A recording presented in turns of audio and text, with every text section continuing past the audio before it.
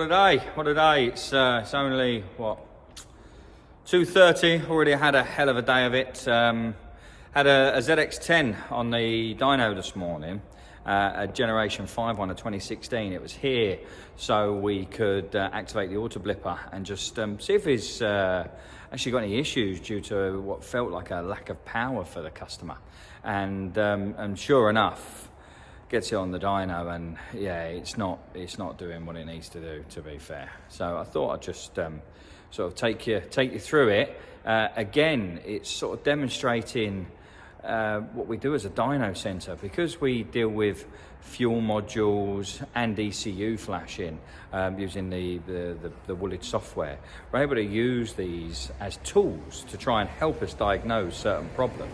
And in this case, what it was, he had a Rapid Bike Evo system on the bike, which I was a little concerned once I plugged in and seen the trims, that basically it wasn't trimming properly, or it over trimmed. Because what we saw was basically a massive reduction in fuel across the board, like lots of really big minus numbers, which was weird. So ran the bike up on the roller, and sure enough, the bike was lean. And it was lean in pretty much every throttle position. But not only that, it was doing some strange stuff. So we also had a sort of what I would call a clipped RPM limit. And these have a clutch in and a neutral RPM. And although the clutch switch was working, for some reason the ECU was defaulting to that position. So it couldn't really get a head around that. So not only was it down on power, it had a clip rev limit. So we went through a number of stages. So the beauty was we were flashing the bike with Woolwich to let this chap have his auto blipper, which is a service we do. We do that to loose ECUs or on the bike or on the dyno that you can see behind us.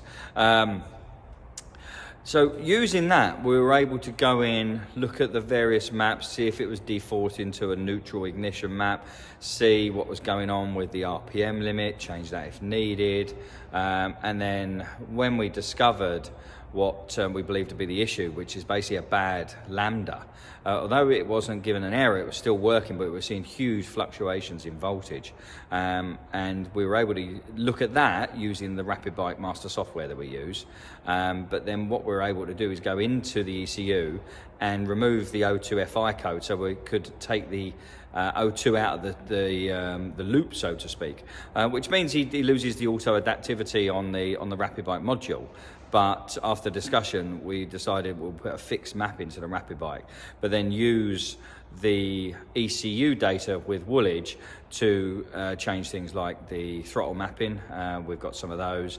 The auto blipper, we've got some real good road bike auto blip maps that we've developed, and take off certain sensors and just do all the various stuff that we can do there. So using a combination of the tools that we have at our disposal, able to basically take a bike which was massively down on power. Now, with the clipped RPM, we didn't really get a good see of peak RPM, but what we were able to see is obviously the mid-range and stuff like that. So what I'm about to show you some dyno charts at wide open throttle.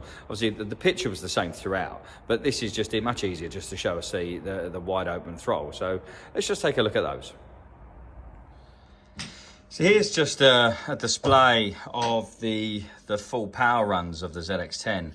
I've left torque off here, otherwise it gets too busy. And we've got our little sort of pipper here. We can get rid of that for now. So this blue one here, this was as the bike came to us.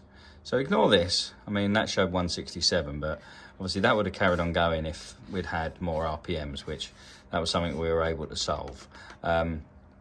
But the blue line is the 100% delivery. So you can see, I mean, it's compared to these two, it's hugely down.